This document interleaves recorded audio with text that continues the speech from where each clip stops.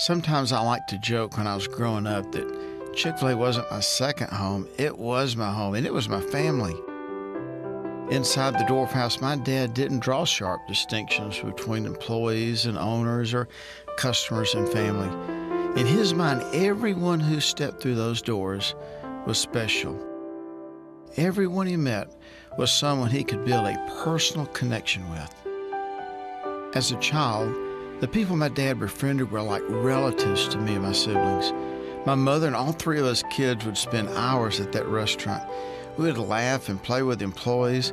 We'd run around with the customers, completely comfortable with the idea that an extended, ever-growing family wasn't unusual. It was just how things were. And people in the community responded to this sense of family and shared some of their most important life moments inside the Dorff house.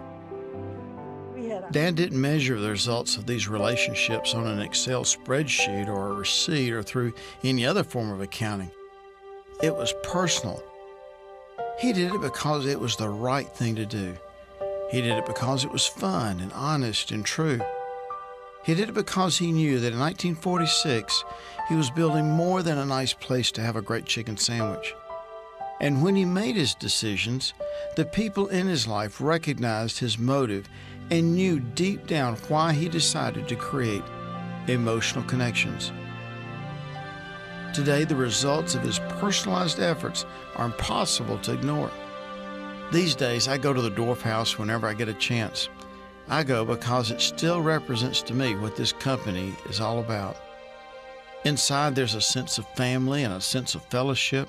One of my favorite relationships is the one my dad started so long ago with Eddie White, who was a team member at the Dorff house. It's difficult to pick just one Eddie White story, as his friendship has had a tremendous impact on both myself and my dad. But this one is perhaps my favorite. Well, this is the whole thing. We had a personal relationship. Again, he only had the little restaurant that was here, the Hateville restaurant, and he was living next door. As I was coming up to August to go to school, Mr. Cathy asked, well, do you have the clothes to wear to go to college? And I said, I have clothes. He said, well, do you have enough? And I said, I think I do. And he said, well, let me tell you what I've done. I've contacted some persons at Muses up in Atlanta on Peachtree Street. Now, folks, let me tell you, I'd never been to a clothing store on Peachtree Street in Atlanta. But he says, you go up there and they're going to be looking for you when you come in, and you get whatever you want to go to school, whatever clothes you want. So my first clothes going to college came from Truett, Cathy. My dad always felt that action was the best way to set an example for his employees and family.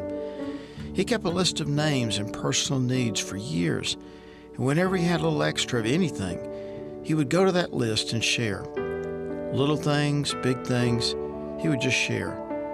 It was how he said more than words could. That's why regardless of distance or other food options, people came back to the Dorff house. They're not just returning to a restaurant, they're traveling to a family reunion. That's the power of making it personal. It makes everything we do bigger than a great chicken sandwich. It makes everything we do bigger than a clean, friendly restaurant. It makes everything we do about family and friends and strong emotional connections. And that's precisely what my dad has taught us to do for all these years. As I think back, that's how Dad fundamentally built this business. He made it personal, and by doing so, he made friends, and they invited their friends. And Dad made it personal for them, and they invited their friends, and Dad made it personal for them as well. I think you get where I'm going with this. Dad made it personal, and that's how he's grown this company for over 60 years. My story starts with my dad. He made it personal. He made emotional connections, and he knew that we could change lives by the way we treat people.